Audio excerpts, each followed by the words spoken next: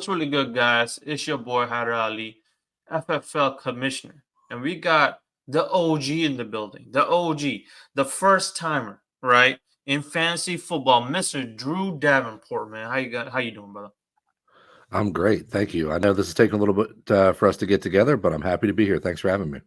Oh, anytime. I mean, I would say that my podcast, obviously, and obviously, it's a fancy company, right? And it's not complete without having the OG on here.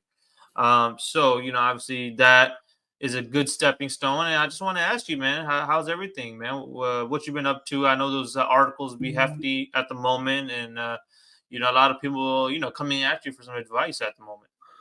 Yeah, it's that time of year, but this is when people need us the most. So it's crazy, but I love it. I've had sorry about that. My dog is right here. Oh yeah, So I've just had a rough go of it after getting a little sick and then going to the expo. So I right. feel like I'm behind, but I'm trying to push out as much as I can because, like I said, it is the height of draft season, and I'm just trying to help people as much as I can. Definitely, I definitely agree. And obviously this year, Drew, you gotta admit. I mean, of course, you've seen many years. You've seen many years in fantasy, but this year is kind of the awkward year, man, with the whole running back situations, how important they are. But now, people are kind of forgetting, the running backs and kind of forgetting about it, not just drafting wide receivers almost in the first round or even, start of the second round too, because of all these issues that's going on. How do you go about that? And, what's your advice for some of the newcomers out there in fantasy, what they should do? Yeah, it's really tough because there has been a consistent push to the wide receiver position this year. You know that my specialty is auction stuff, and that's been even harder in auctions because people are just going crazy spending the money Right. at the wide receiver position. So one of the things I've seen, and the first piece of advice I give is just lean into it because everyone's going wide receiver crazy. That doesn't mean you can ignore it because the wide receivers are you need to have a couple of those guys that are consistent producers because after you get to a certain level, there are guys who are just going to be a little bit hit and miss, although they have a lot of upside. So what I've been Mhm. saying is, if you can try to get those wide receivers early, but then lean into the value that's coming to you at running back because there is a lot of value there. There is a lot of players who are going to touch the Right. ball 175 to 200 times or more that are very cheap. And so, Right. guys like AJ Dillon, Isaiah Pacheco, guys like that, they're going to touch the ball 200 times, and you don't have to pay anything for them. They're mid to late round guys, and so lean into it. Enjoy the fact that the wide receivers are so expensive, and you can get all that running back value. So you can't ignore the Right. wide receivers. You still got to push the draft capital there, but enjoy the value you're getting. For sure. And funny thing is that Pacheco and stuff like that, guys like that end up later in the rounds. And you have these big names up there like JT and Josh Jacobs and stuff like that, obviously having some issues at the moment. And obviously then you got Dalvin Cook going into the Jets and kind of messing up the value for Breeze and Zeke messing the value for Stevens and all that type of stuff, right? Now, let's say you're in your first round and would you just like you were saying, with Pacheco and all that, these guys are about to touch the football 200 times. Would you advise some of these guys to just go heavy with the wide receivers in the first rounds, like first and second rounds? I would, and there are some situations where it makes sense to go for the running back. So if I'm in, I don't know, the 4 or 5 slot, maybe even the 6 slot, it's really hard to Right. pass up, the McCaffrey or the Eckler if they're there. So I Okay. advise that. But then after that, I really love the wide receivers all around them. And then even as you're getting into near, the end of the first round, I like Travis Kelsey. So there are the opportunities there for the running backs, but for the most part, it's got to be a really specialized spot. And that's right in the middle of the first round. I think you're looking at McCaffrey and Eckler if they're still there. Right. I mean, even with obviously Eckler kind of having some of the issues in the beginning before the whole running back situations, he kind of felt bad for some of his running backs as he should. How they're getting treated and stuff like that. I believe that this could be his last year with the Chargers. And I think he might, go somewhere else. But even with Eckler and all that, I feel like the addition of Addison, Quentin Johnson to the Chargers, and having Keenan Allen hopefully healthy, and then obviously Mike Williams healthy as well. Do you think they might just go more a little bit pass heavy this year, rather than always giving and dumping the ball off to Eckler and stuff like that? I do. And one of the things that Kellen Moore, the new offensive coordinator, likes to do Right. is throw the ball. He's a There you big go. pass rate Hmm. over expectation guy. Right. So is Brandon Staley. So the coaching staff there, they're definitely going to throw it. And here's the thing. Eckler last year, I watched every single Chargers game because I was pretty Right. heavily invested in Mike Williams, Keenan Allen, Eckler, Hmm. Herbert. I had them all. So I watched Right. every single snap of every Chargers game. When those receivers went down, when Williams and Keenan Allen missed all that time, Herbert just dropped back and threw the ball to Eckler constantly. So that Right. PPR value that he had, even in his bad games when he wasn't finding the end zone, he still was Right. being propped up by all those little checkdowns. That's not going to happen this year. Now, of course, they could have injuries, but absent the injuries, that's not going to happen this year. So I've been a little bit cooler on Eckler than most, but I still think you can't pass him up. You're sitting there at 1.07 or something like that, and Eckler falls in your lap. You just got to do it because he's still going to catch 60 to 70 balls, even if they don't throw him as many as they did last year. All right, and I definitely agree with you there. That's why I asked you that question because I mean these guys coming in, and you saw how Quinn Johnson played on his first game, got that touchdown in, and it just looks different. Just looks good, right? So hopefully, it's a different change. Obviously, we all know the answer of the hardest position to replace in fantasy is tight ends, man. And tight ends is always that year, every year. We always confused. We always gotta stay up with the waivers hit and pick up the right guy. You know how that is. I mean, come on. But what to do with tight ends, man? I mean, Kelsey obviously will be the first tight end pick. If Would you pick him in the first round? And if so, um, if let's say Kelsey falls out or something, what are these some of these good sleeper tight ends that you guys are your eyes on this year? Well, there are. So I like to say that in a snake draft, I'm not really chasing the middle tier tight ends. So I'm Okay. not really going to be the guy that's ever going to really probably go after Goddard or Ingram. Not that I don't like them as players. I just think the players you can get around them in a normal snake draft are too good to be going after them. So I like Kelsey in the first round. If I get to the end of the second round and I'm not liking what's on the board, I'm fine with Andrews, end of the second, early third, because I do think that he's going to have a nice year. After that, I don't really care about tight end too much until later on. So I am waiting. If I can see David Njoku fall a little bit, I'm fine with him. But I really just pretty much, if I don't get one of Andrews or Kelsey, I'm dumping out of the position completely and going real late.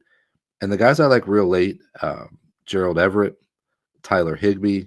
Right. Everett looked fantastic last year, and I know he won't. He didn't have as many guys to compete with last year, so I Right. haven't been trying to reach on him. But Tyler Higbee had the most targets he's had in his entire career last year. It was just a bad offensive situation for the Rams, so I think Right. Higbee could have a really nice year. And then super late, I'm looking at guys like Tyler Conklin, Hunter Henry.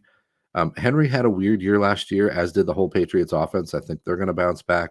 And Tyler Conklin's gone over 55 catches and 600 yards 2 straight years without much throwing him the ball. So I like Tyler Conklin real late.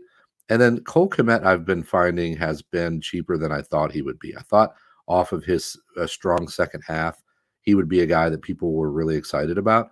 And Right. instead, I found it to be pretty lukewarm. So I can get Kmet pretty cheap as well. And when I'm going cheap like that, I'm just trying to grab two or three even and just see what shakes out. So if I can grab like Higby, Komet, Conklin, something like that, I love that combination. Right. And then, obviously the new cat coming out, the building, concave for the Bills. Hmm. Uh, you know, People are saying he's making noise in in the camps right now and training camps and stuff like that.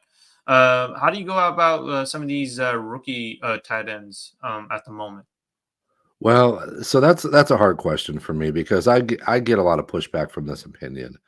But one of the things I've been saying on my show all summer is that if you just took every single rookie in the NFL and just put them in a bucket and said, I'm not going to draft any of these guys, it's actually a long-term positive play for you in fantasy football because it is Wow. hard to You heard nail it. which. You heard it here first. You heard it here Yep, first.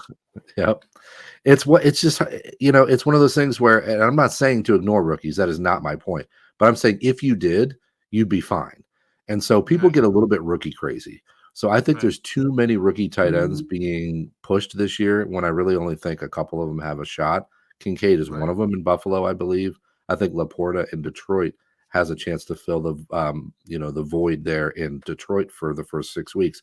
The problem Right. is there are so many hurdles for tight ends to get a ton of playing time that Right. I'm always going to be less excited about one of those guys than one of the people in the room with me.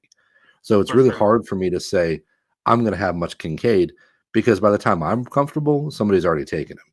So Exactly. I just think there's so many hurdles. Even Greg Dulcich had a nice year last year, and the guy caught like 40 balls. So it's not like if you pass on these tight ends, you're going to be missing out on league winning upside. But I Right. think it makes sense after the top 12 guys are off the board to take some shots on Laporta or Kincaid. Definitely, and we'll come back to the whole, the rookie crazy in a few.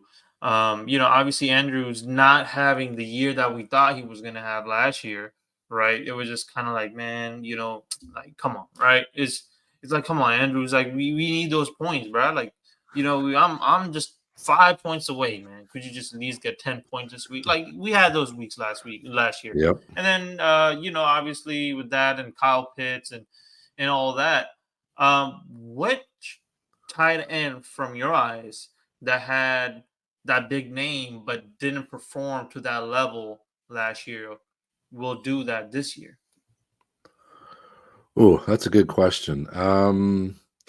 Well, I wish I could say Kyle Pitts, but I don't think it's going to be him because I don't think that we saw the passing efficiency from Desmond Ritter that we wanted to see. No, He no, was no, a no. little bit better, but a little bit better than Mariota still doesn't mean it's good. All right, So, the guy that I've been zeroing in on really is David Njoku.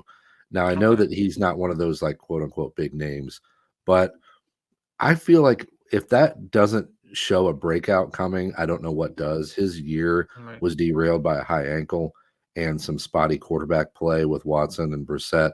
But I think if Watson takes even a little step forward and all right, Njoku can stay on the field, we're looking at a top 6, top 7 season from Njoku, and he's really being drafted as like the 10 and 10 or 12. I think there's a ton all of right. value in Njoku.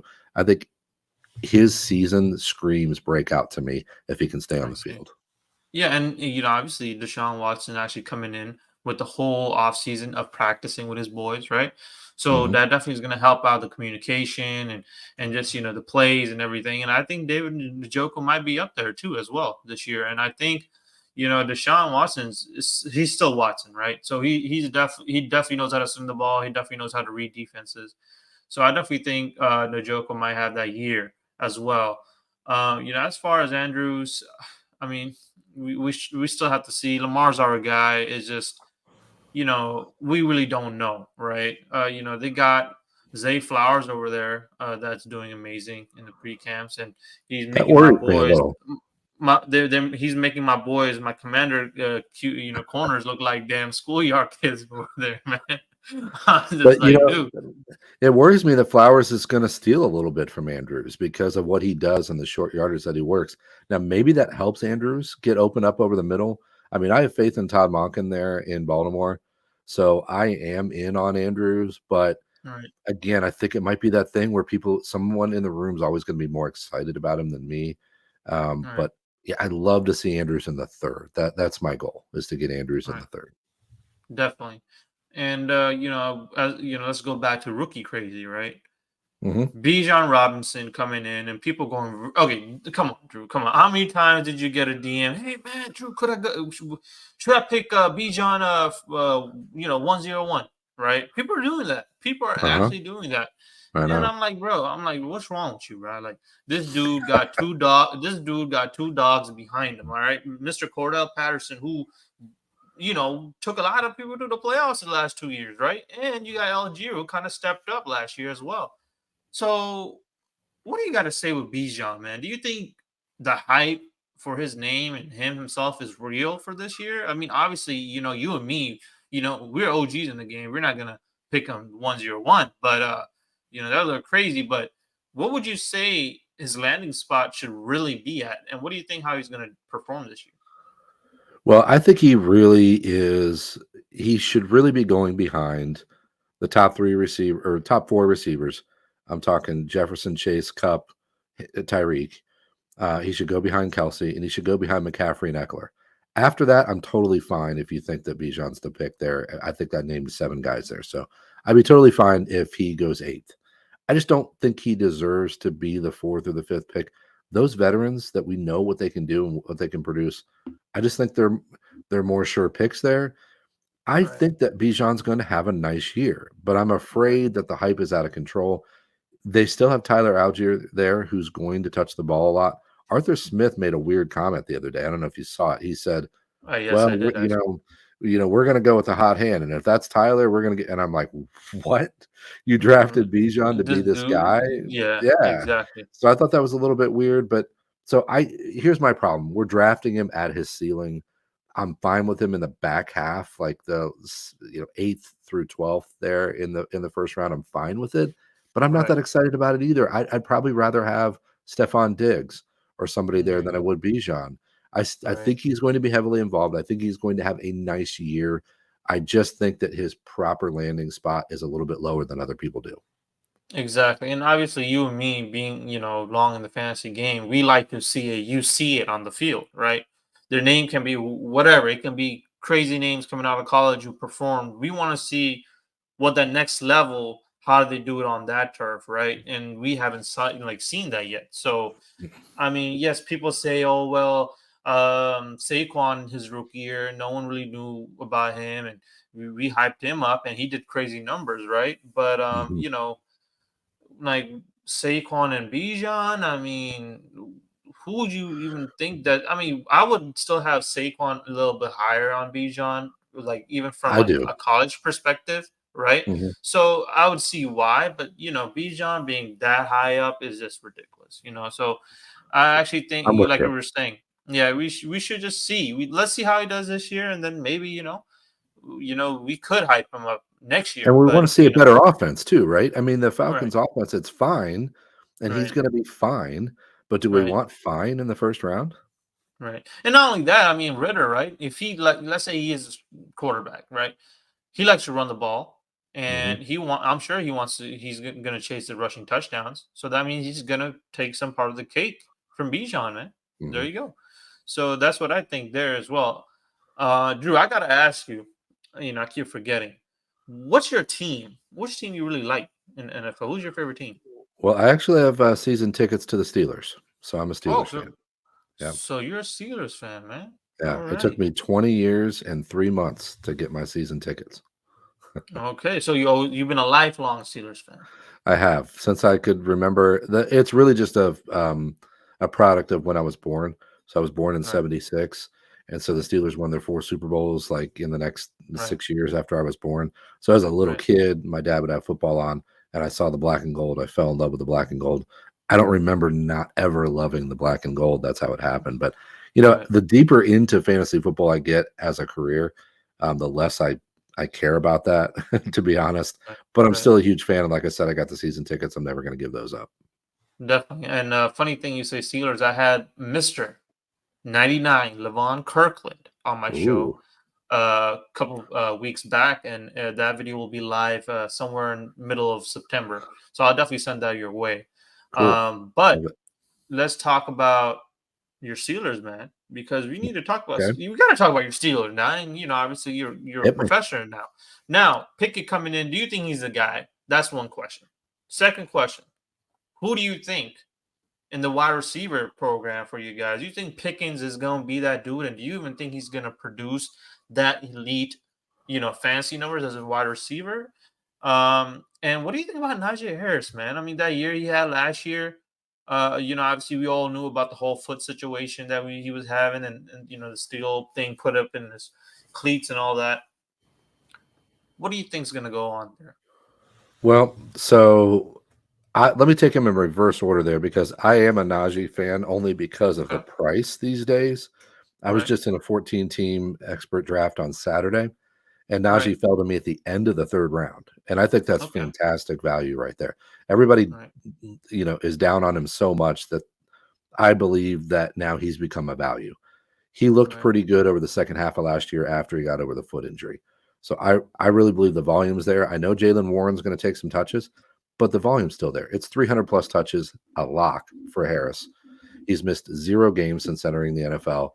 He's just a really steady guy, and if you can find that production in the 3rd round after going wide receiver to start, I absolutely love Harris there as a value. As for Okay. the rest of the offense, I'm okay with Pat Freiermuth when he falls past ADP because I think he's going to be pretty steady. But I just Right. am generally pretty out on the Steelers offense. I think Right. that Pickett, maybe he takes a little step forward, but I don't think he's the long-term answer. I'm not a Kenny Pickett fan. I just don't think he's got the chops to be an NFL quarterback. His 1.9% touchdown rate last year was atrocious. Um, I understand that's going to regress a little bit, and he'll go back to maybe 3.5 to 4%. But still, the main question I had coming into last year was I said Ben Roethlisberger was so bad near the end of his career. How bad could it really be when we switch quarterbacks? Well, I got that answer last year, and I Right. didn't love it. I Okay. thought, well, maybe there's not going to be that much of a drop off because Ben was so bad. Right. Right. No, I was completely wrong. Pickett and Trubisky, that combination was horrendous. So while everybody's in on Deontay Johnson this year, I'm generally not because I think that I was in on him last year because I said, hey, the drop off's not going to be that big. And now we've seen that the drop off is pretty big and people are back in on him. And I don't understand Right. that. I don't get why we saw how bad it could be. People must be really expecting Pickett to take a big leap. I don't expect that. I think he'll be better, but that doesn't Right. mean he's going to be good. So I'm out pretty much on most of the pass catchers. I'm out on Pickett. I am not a Pickens guy. I know that he's a polarizing figure. I think part of the reason that we see all these highlight reel catches is because the guy has trouble separating.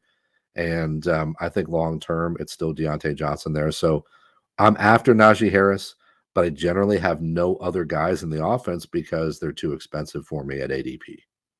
I agree with the same thing. I feel like Pickett just needs a little more, grooving time, and needs to, little needs more experience. I would say last year, like you were saying, that the touchdown ratio was very atrocious, and we definitely think, let's see if he makes that leap this year. Let's see, how, the thing is, Drew. The thing is, we can find out the first game.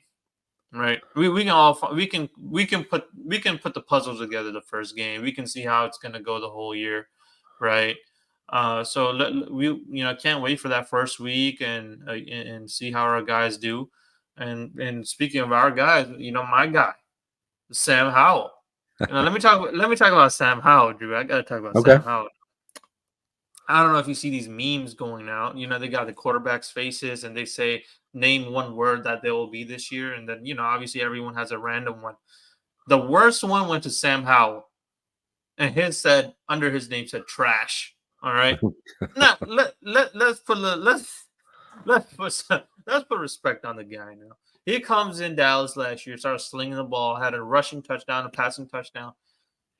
And now you got EB in the building, man. What do you think? What do you think? How Sam's gonna do, man? Do you think he's gonna be in a top 12 quarterback when it comes to points this year?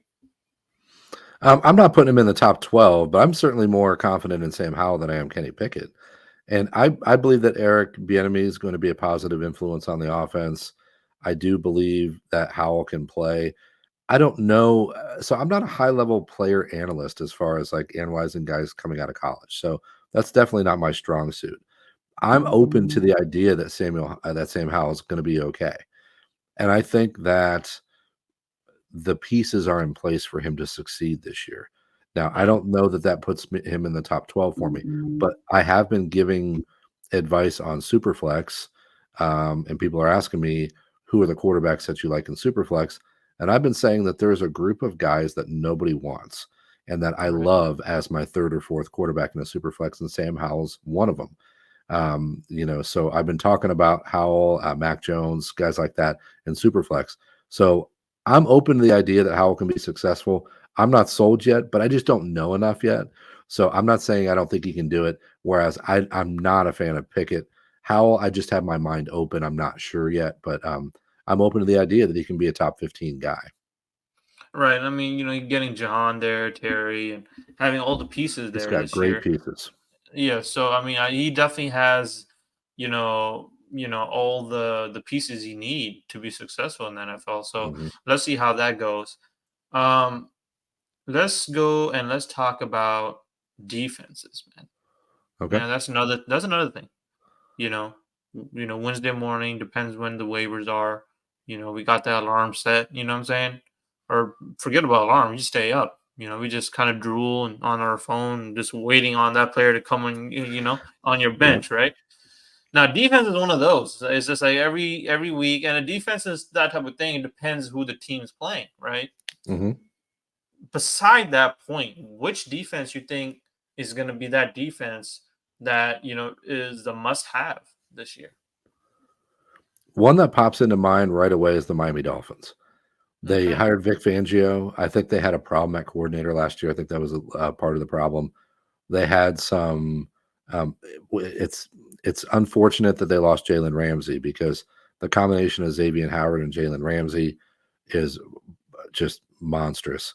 And I think that Fangio is a good enough coach that he can get the defense to play better together. So I think that the Dolphins are one of my picks. But I think you have to go back to the well with the Eagles as well. And then Right. I think some of the young players for the Eagles coming along on that defensive line, that front seven is just insane. And they Right. still have two good corners back there, too. But that's not really a surprise. So I would also say that the New York Jets. I think that we've been hearing a lot about how Rodgers is struggling in camp and the offensive line. I think that's Right. partially due to the strong defensive line in New York. So I think Right. they're going to struggle, or I think that teams are going to struggle with their front four. So I like the New York Jets as well. I agree with all those. And there's one also defense under the radar, I think, is the Saints defense. Mhm. They're playing one of have the best schedule going into the season. So I wonder how that will go as well. And Well, they got 6 games against pretty bad offenses there with Carolina and Tampa Bay, and right, so I think that that's very possible that the Saints defense could tee off at least those 6 games, makes them right, worth drafting in and of themselves. exactly. I agree with the same thing. Now, Drew, I gotta ask you because you're OG in the game, and this is gonna be one of my last questions. Okay. People are going crazy about, hey man, remove kickers from fantasy. Like it's nonsense. The weeks that you need them, they don't help you out, and the weeks that you have 'em on the bench, they got 20 points. So people are kind of go more. They kind of get heated when they see that. Yeah. And do you think kickers should be removed from fantasy? I mean, me personally, I don't think so. But what do you think? Well, all right, so I understand both sides of the argument. I'm still a kicker guy though, because Right, I believe there is an edge still to be had at the position. right, And one of the arguments that I hear from people is, "Well, I'm in so many leagues, I can't follow kicker." And I'm like, "That's your problem.